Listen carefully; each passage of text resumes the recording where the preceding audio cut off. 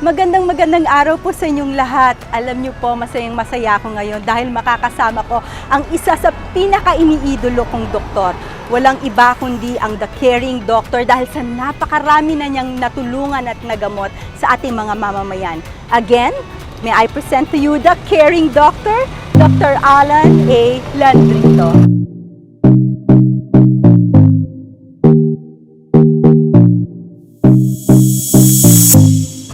Hi, Miss Lovely. Hi. What another beautiful day. It's more beautiful because you are here. And it's lovelier because there's you. Naks naman! May ganun ka, Doc, ha?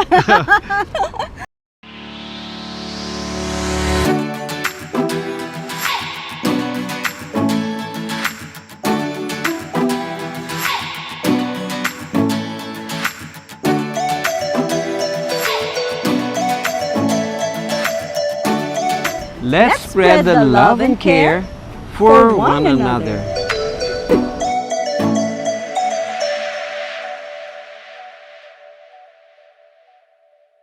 Magandang araw po sa inyong lahat. Once again, kagaya po ng sinabi ko sa inyo last week, 2 parts po ang ating episode. Sinabi ko rin po yan sa inyo kaninang opening dahil again, nandito na naman po ang aking idol, ang aking modern day hero, walang iba kundi ang nasa forefront po ng laban sa COVID-19 na kilala na rin po siya dahil sa kanyang pagsulong sa ivermectin. Pero more than that po, he's really an integrative doctor and very scientific po ang kanyang approach sa anumang ailments or sa anumang sakit or anumang sitwasyon. So ladies and gentlemen, hindi ko na patatagalin pa.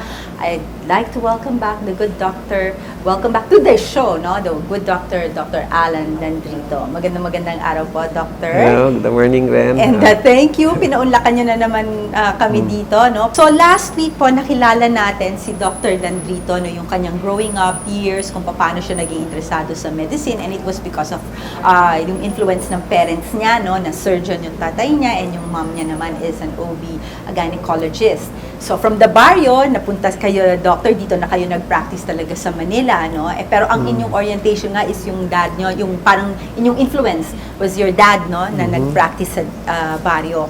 And then, syempre, kinumbine nyo yung inyong scientific knowledge about medicine and syempre yung mga alternative ways, kaya kayo naging integrative doctor.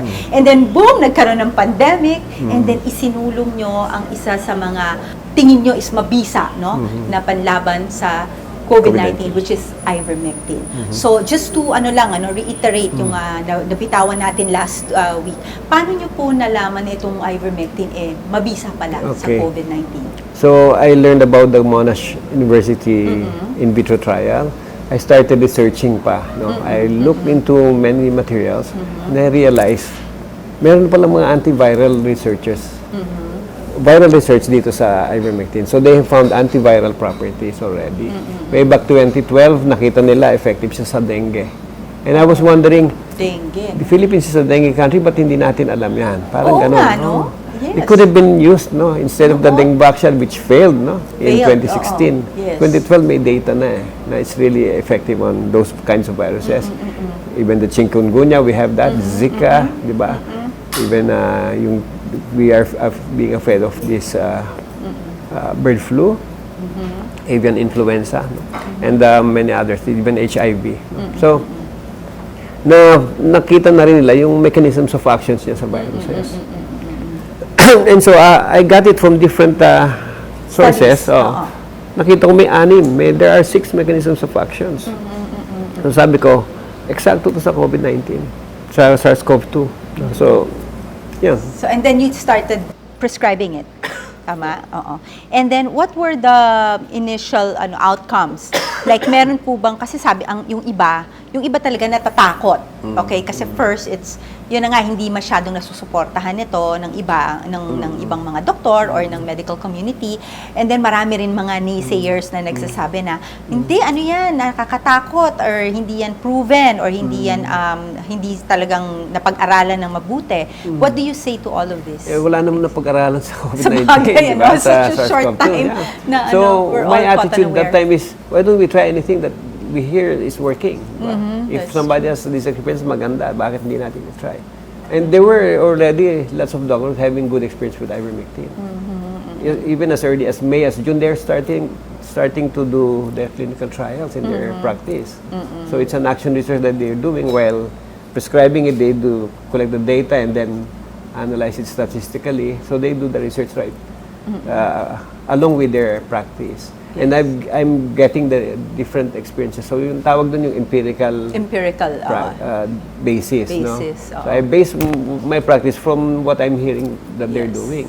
And pagdating sa dosing, magkakaiba rin yung ginagamit nila. So I have to see kung saan standardize nyo yung protocols. No? Yung so dosing. there was no actually standardized protocols. So I have to go with my own discretion to set my own assess basically from your assessment of the patient then. All right. So okay, so may mga ganyan nga pero hanggang ngayon naman, 'di ba? Meron pa rin mga hindi ayaw talagang sumubok, natatakot, ganyan.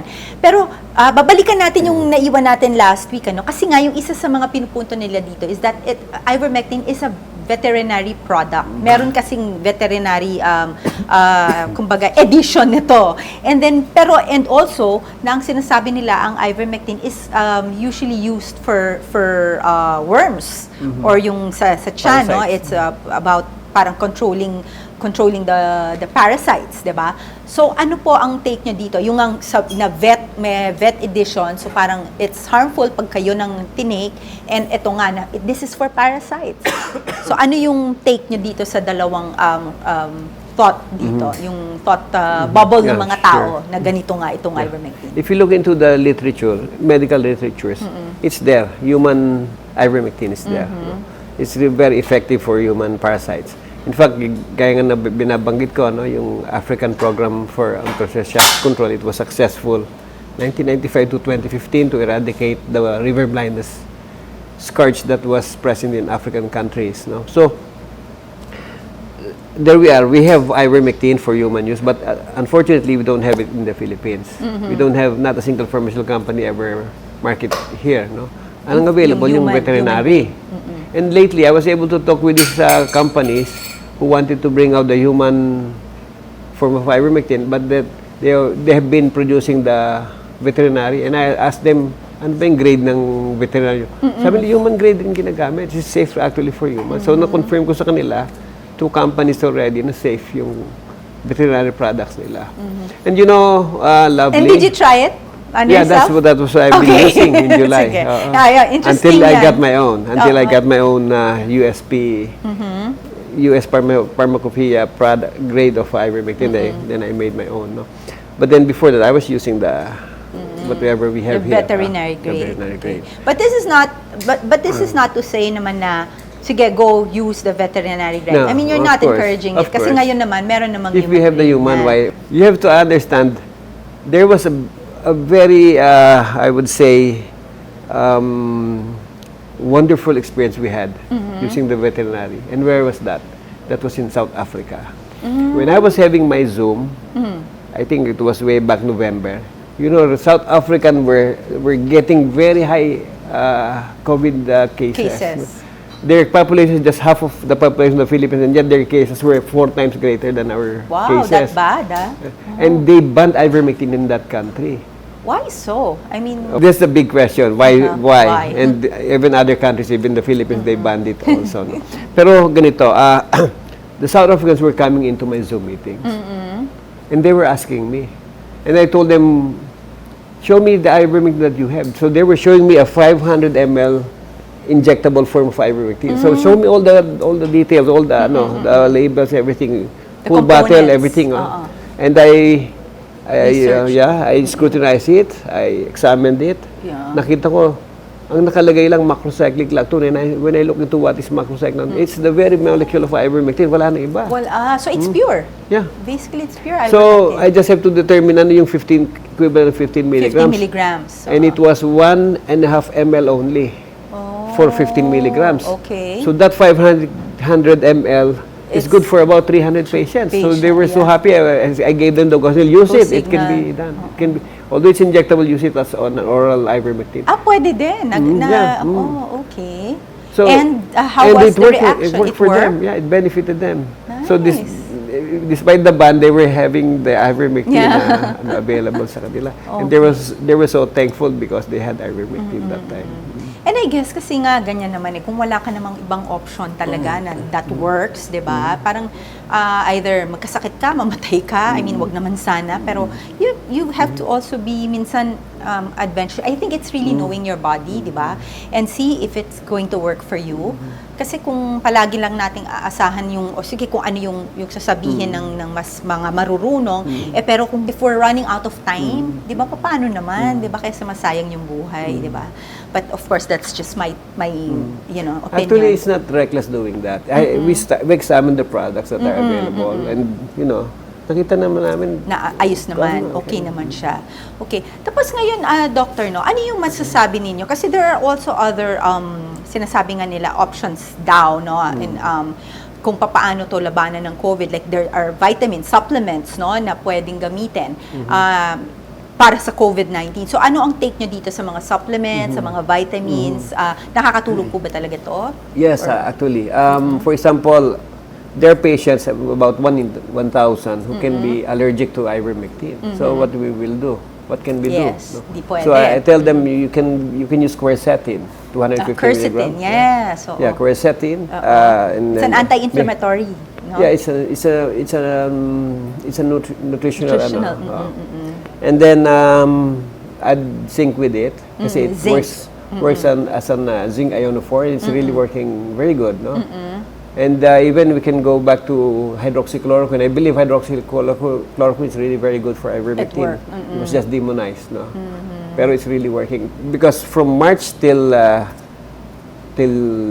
June, that is what I was using, and it was protecting me. Yeah, it was protecting me. For myself. Oh, I was able to get the last stocks of hydroxychloroquine in Mercury Drug in Alabang where I stayed. Okay. I bought the whole 16 tablets that they had.